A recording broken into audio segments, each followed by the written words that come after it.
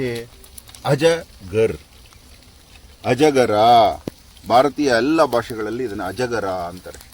ಅಜಗರ ಅಂದರೆ ಅಜ ಅಂದರೆ ಆಡು, ಆಡನ್ನು ನುಂಗುವ ಹಾವು.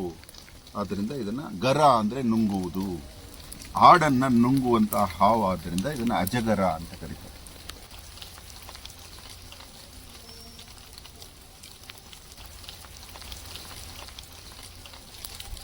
ಬಾಲದ ಭಾಗವನ್ನು ಬ್ರಹ್ಮಭಾಗ, ವಿಷ್ಣು ಭಾಗ, ಶಿವಭಾಗ ಅಂತ ಕರೀತಾರೆ. ಅದಕ್ಕೆ ಶಿವಭಾಗದಲ್ಲೇ ವಿಷ ಇರೋದು, ಶಿವ ವಿಷ ಅಲ್ವಾ. ಆದರೆ ಇದಕ್ಕೆ ವಿಷವಿಲ್ಲ ಈ ಹಾವಿಗೆ. ನಾನು ನಿಮ್ಗೆ ಹೇಳಿದೆ ಇದನ್ನು ಅಜಗರ ಅಂತಾರೆ.